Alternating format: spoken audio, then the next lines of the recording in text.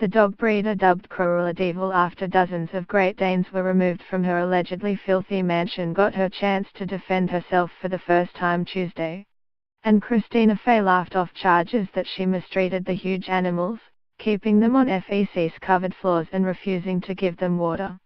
The idea of a puppy mill is pretty much at the bottom of my dislike list, Fay, 59, told a court in Ossipee, New Hampshire.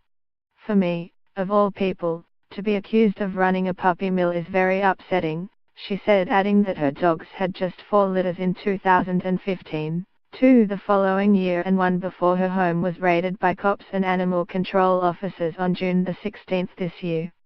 Fay denies a dozen charges of animal cruelty, relating to the raid on her 13-bedroom home in the upscale resort town of Wolfeboro, New Hampshire. Speaking in a confident, firm tone, Fay portrayed herself as a caring breeder who ran her business out of love and made just 2% of her expenditure from selling them. Christina Fay, 59, has denied a dozen charges of animal cruelty in court on Tuesday after 84 dogs were seized from her Wolfeboro, New Hampshire mansion in June. Fay, dubbed Cruella De Vil, was charged with 12 counts of animal cruelty after she allegedly mistreated the huge animals, keeping them on FEC's covered floors and refusing to give them water. The Great Danes constantly slipped on the floors because of the layer of FECs that coated them. They often jumped on Fay's bed with their filthy feet. Everything that was on the floor was being transferred onto her bed, a former worker said. She said that in one calendar year alone she made 289 vet visits with the dogs. It was a very expensive proposition, she said.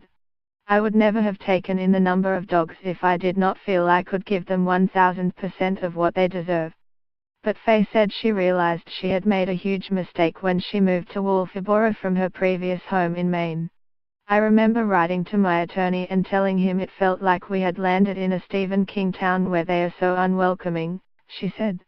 It has never been warm and fuzzy here. Fay, a former veterinary technician at the Bronx Zoo in New York, said she bought the house on 54 acres because she thought it would give her plenty of space. But within 36 hours of moving in she got her first complaint about barking and from then on had to abandon the specially built gardens complete with air-conditioned kennels that she had spent thousands on to house the dogs. Instead, she said, she had to move them inside the huge house to cut down on the noise her neighbors could hear. The dogs were seized in June after complaints about Fay's business, which she called Deer la Sang-Monde, the French word for world blood, based in the huge mansion close to picturesque Wentworth Lake. At a previous hearing in October, teenage worker Annie Rose Newell told the court that the conditions at Fay's home were shocking. I felt horrible for the dogs that had to live in those conditions. A total of 84 dogs were seized from the squalid home and found wallowing in their own filth inside rooms that have expensive artwork hanging on the walls.